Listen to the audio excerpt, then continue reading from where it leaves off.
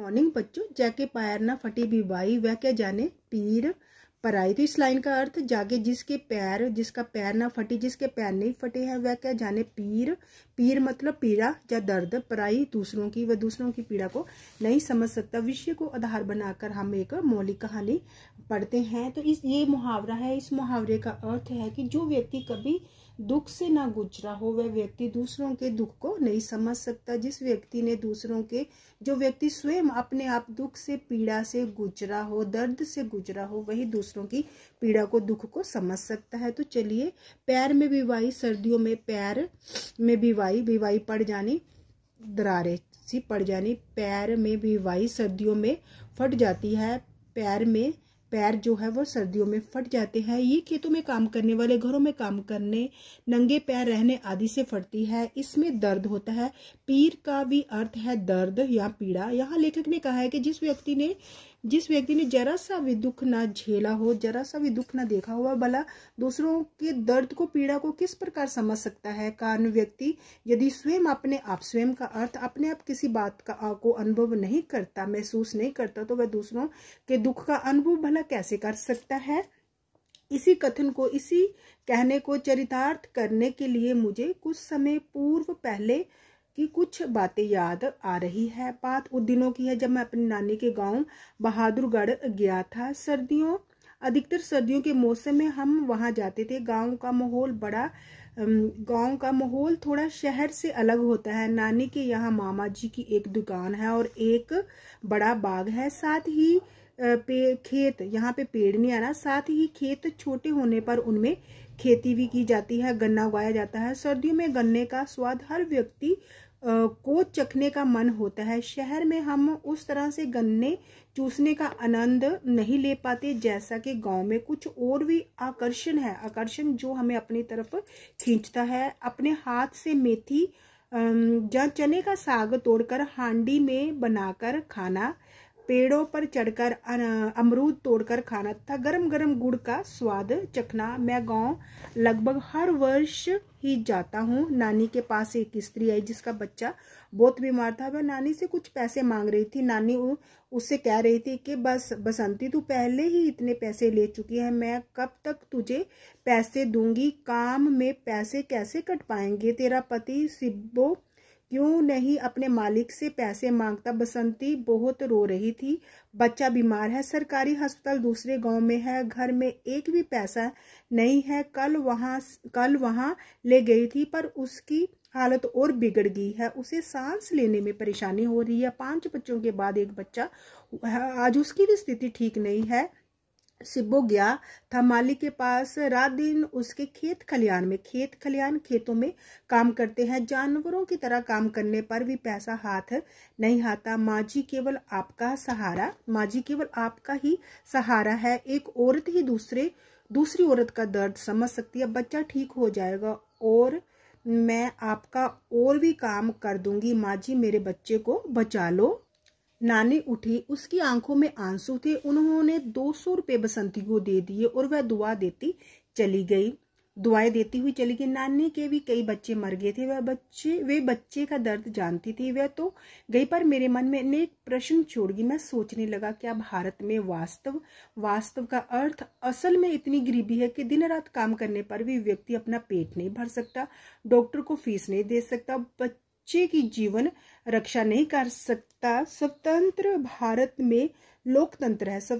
आजाद भारत में लोकतंत्र है जिसमें लोक कल्याण का भाव होना चाहिए, जिसमें लोगों की भलाई का भाव होना चाहिए, पर ऐसा नहीं है। मैं नानी से बहुत कुछ जानना चाहता था। तभी बाग से मेरे नाना जी आए और वे अपने साथ गरम गुड़ लेकर आए थे। मैं सब कुछ भूलकर गुड़ खाने लगा। गरम गुड़ का स्वाद बहुत अच्छा होता है। नाना जी खाना खाकर बाग को जा रहे थे। मैं भी जिद करके उनके साथ बैलगाड़ी में बैठकर बाग में गया। वहां अनेक स्त्री पुरुष काम करते हैं। वे घास निकालना, पानी देना, गन्ने छीलना, गुड़ के लिए रस निकालना, भट्टी में पत्ते झोंकना आदि कार्य काम करते हैं। बड़े बड़े कड़ाहों में गन्ने का रस पकाया जाता है।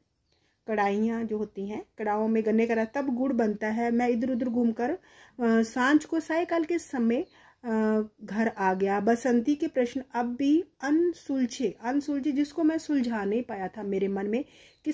मेरे मन के किसी कोने में छिपे बैठे थे, मैं उन्हें भूल ही गया था। दूसरे दिन बसंती नानी के पास आई। उसने बताया कल वह बंगाली डॉक्टर के पास बच्चे को ले गई थी। बच्चे की छाती जम गई थी। डॉक्टर ने सुई इंजेक्शन लगा दी थी। 100 रुपये तो खर्च हो गए, पर बच्चा पहले से ठीक है, आंख भी खोली है, हंस भी रहा है। मेरे अनसुलझे प्रश्न फिर उबर आए थे। मैंने 100 रुपये भी नहीं उबर आए थे। मैंने बसंती से पूछा कि तुम कल कह रही थी कि तुम्हारे पास कुछ भी नहीं है जिससे बच्चे को बचा सके। मजदूरी करने पर जो मिलता है वह 2 जून पेट जिसके बच्चे को बचा सके। 100 रुपये भी नहीं थे। उसने जवाब दिया, क्या बताएं बेटा, हम लोगन के पास पैसे कहाँ से आए। रात दिन मजदूरी करने पर, मेहनत मजदूरी करने पर जो मिलता है वह 2 जून पेट की आग बुझाने के लिए भी पूरा नहीं पड़ता कि हम पेट भर खाना भी नहीं खा पाते हैं। घर में 4 बड़े आदमी हैं, कमाने वाले हम 3 ही हैं। सिब्बू बनवारी सेठ के खेतों में काम करते हैं। हमारी शादी के लिए हमारे ससुर ने कुछ कर्ज बनवारी से उठाया था। उसकी भरपाई में आधा पैसा वह काट लेता है। सास बूढ़ी है, वो बच्चों की देखभाल करती है। ससुर बूढ़े हैं, फिर भी बनवारी की दुकान में काम करते हैं। मुझे हैरानी हो रही थी कि आज भी देश में इतनी अंधेर गर्दी है कि इतना अंधेर मचा हुआ है कि गरीबों को लूटा जा रहा है। 3 आदमी घर से बाहर काम करते हैं, फिर भी 4 व्यक्ति और एक छोटे बच्चे का पेट नहीं भर सकते। इतना शोषण हो रहा है, इतना अन्याय हो रहा है। मैंने तो पढ़ा था कि जिम्मेदारी अन्मूलन के जिम्मेदारी प्रथा समाप्त कर देना। अन्मूलन के बाद से किसान ने राहत की सांस ली थी। भले ही जमींदार नहीं है, पर महाजन आज भी हैं। वह गरीबों का खून चूस रहे हैं।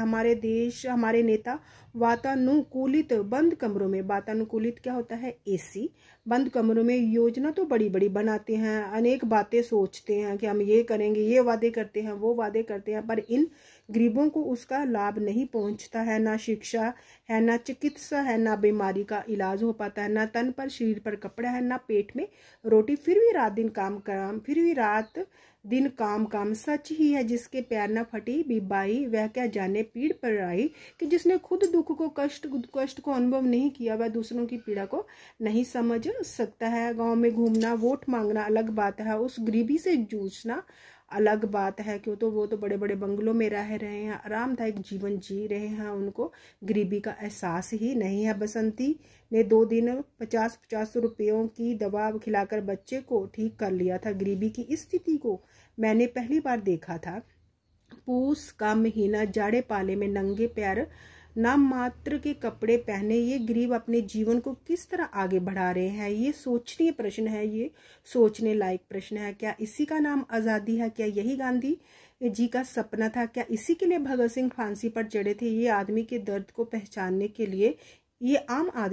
पहचानने के लिए उस व्यक्ति की आवश्यकता है जिसने ये गरीबी का दर्द सहा है, जिनके कुत्ते भी दूध पीते हैं और नरम बिस्तरों पर सोते हैं। वह भला इन गरीबों का दर्द कैसे समझेंगे? पता नहीं वह दिन कब आएगा जब ये गरीब क्रांति करेंगे। शायद कभी नहीं, क्योंकि भूख की लड़ाई ने इनकी विरोध की क्षमता को, योग्यता को नष्ट कर दिया है। तो बच्चों, अगर आपको मेरी वीडियो अच्छी लगी हो तो प्लीज़ इसे लाइक, शेयर और सब्सक्राइब अवश्य कीजिए। धन्यवाद।